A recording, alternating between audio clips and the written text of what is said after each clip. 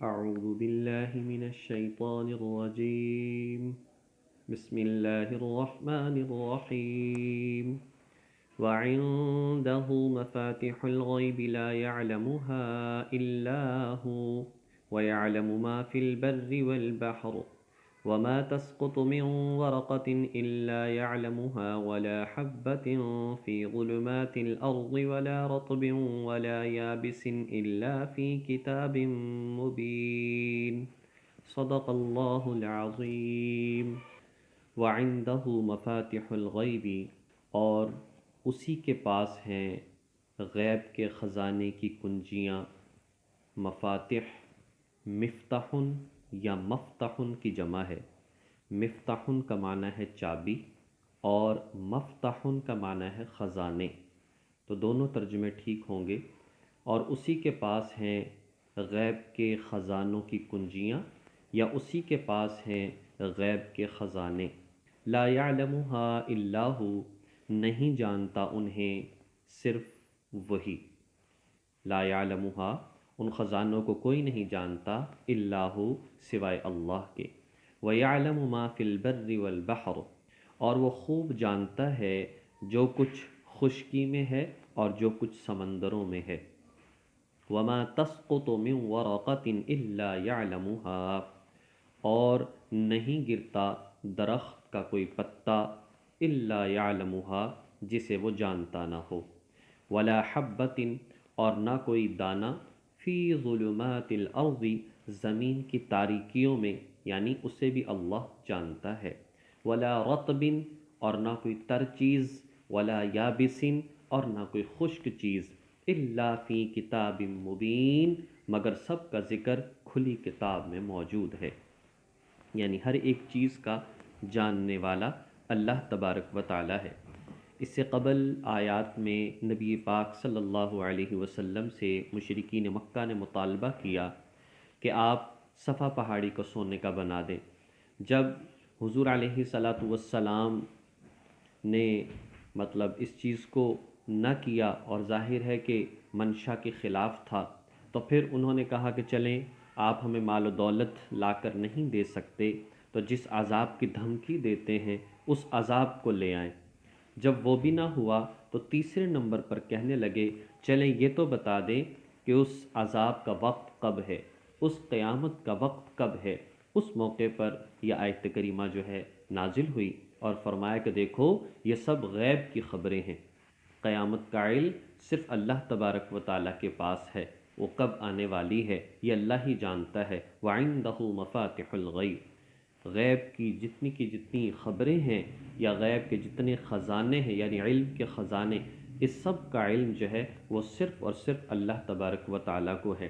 مجھے تو وہی باتیں جو تمہاری فائدے کے لیے ہیں مجھے بتائی گئی ہیں اور میں نے ہر بات تم تک پہنچا دی ہے، لیکن قیامت کا علم اور بہت ساری اس طرح سے غیب کی خبریں یہ اللہ تبارک و تعالیٰ نے مجھے نہیں بتائیں اور نہ ہی تمہیں بتانے کا حکم دیا ہے. اس سے قبل ہم نے یہ بات پڑھی تھی کہ نبی پاک صلی اللہ علیہ وسلم نے خود فرمایا تھا لا اقول لکم عندی خزائن اللہ، میں نے کب کہا کہ میرے پاس غیب کے خزانے ہیں. یعنی یہ بات سمجھنی چاہیے کہ اللہ تبارک و تعالیٰ کی جو صفات ہیں اور ذات ہے اس کے ساتھ کسی کو شریک نہیں ٹھہرایا جا سکتا. اور اسی طریقے سے حضور علیہ صلاۃ والسلام کی شان ہے تو اللہ تعالیٰ کے بعد سب سے بڑھ کر ہے. ایک بات ہے یعنی عقیدت اور محبت میں، کسی کی عقیدت اور محبت میں اتنا نہیں بڑھ جانا چاہیے کہ انسان شرک پر اتر آئے، یعنی اللہ کے نبی کی ذات کو اللہ کے برابر لا کر کھڑا کر دے. اور نہ ہی توحید میں اس انداز سے اس کو بیان کیا جائے کہ انسان انبیاء کی گستاخی شروع کر دے. ایسا نہیں ہے. جو ان کی شان ہے جو قرآن و سنت میں بیان فرمائی، اسی اعتبار سے اللہ تعالیٰ کی ذات، اللہ کی توحید اور بڑائی کو بیان کیا جائے.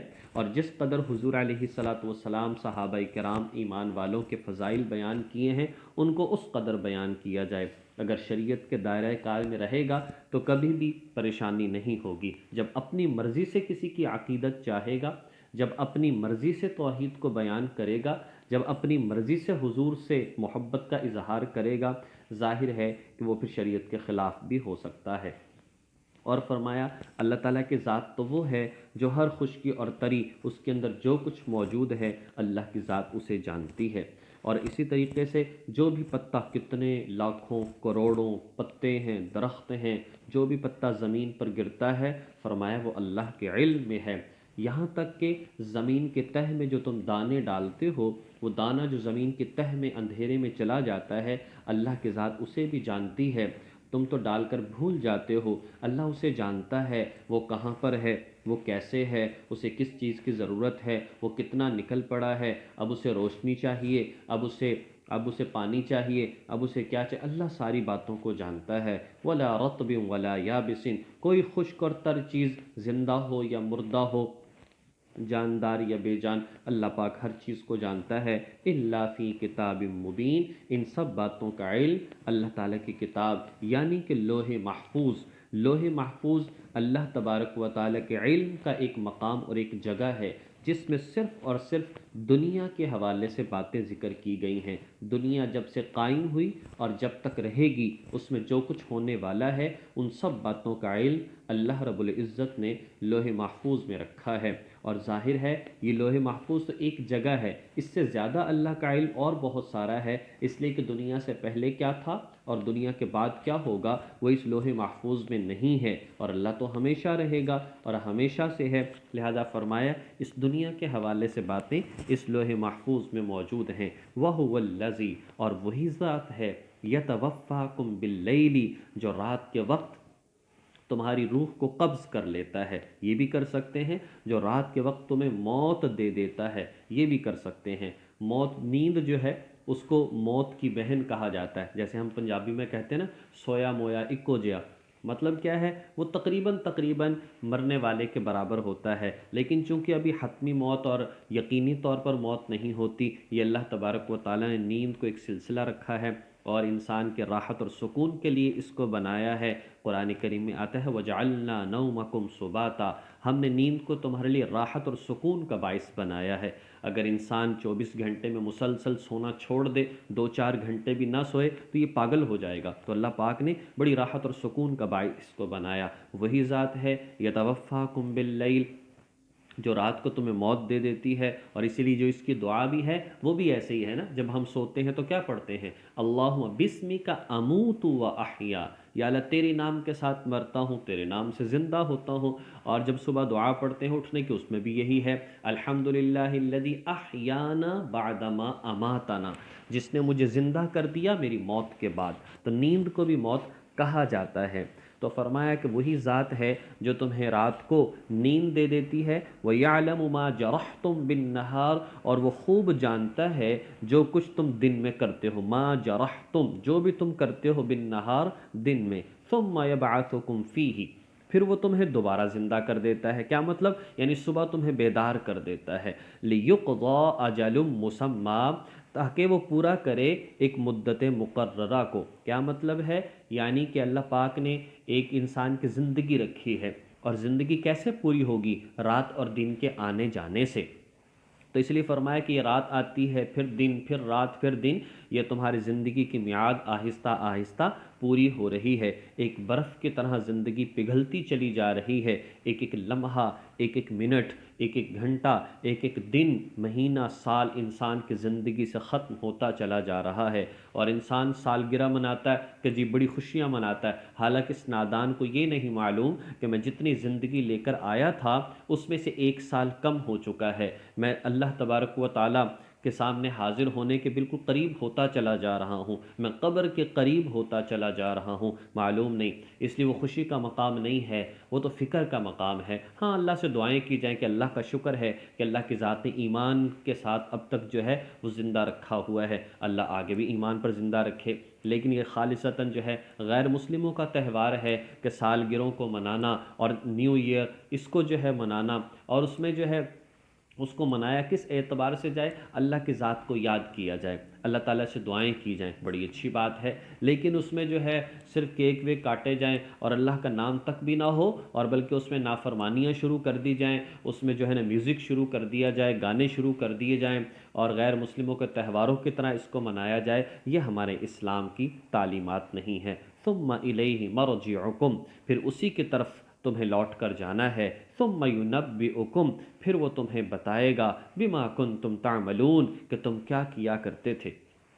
اس لیے یہاں پر اس بات کو سمجھنا چاہیے، اللہ جل شانہ نے ارشاد فرمایا تمہاری جو نیند ہے یہ ایک موت کی طرح ہے، اور لہٰذا تمہیں چاہیے کہ تم اس نیند کو یعنی جب سونے لگتے ہو تو اللہ کا نام لے کر سویا کرو۔ بخاری شریف کی ایک حدیث مبارکہ میں آتا ہے جب انسان سوتا ہے تو شیطان آ کر اس پر منتر پڑھتا ہے اور 3 گرہ اس کی گدی اس کے سر پر لگا دیتا ہے، اور پھر کیا کہتا ہے، علیک لیل طویل، سو جاؤ رات بہت لمبی ہے۔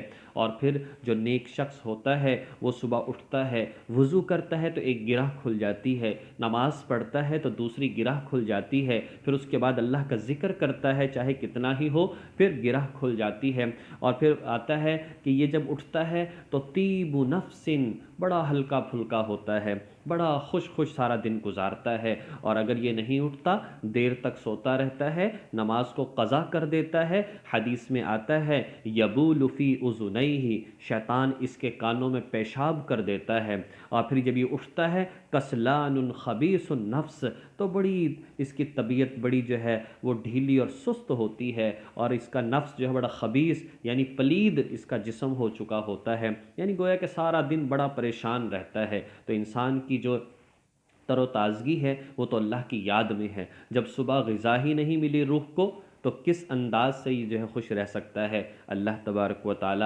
ہمیں ان باتوں کو سمجھ کر عمل کرنے کی توفیق نصیب فرمائے، اور اپنی آخرت کو بنانے کی اور سنوارنے کی اور گناہوں سے بچنے کی اور سچی پکی توبہ کرنے کی، اور آئندہ 5 وقت نماز اہتمام کے ساتھ اللہ پاک ہمیں ادا کرنے کی توفیق عطا فرمائے۔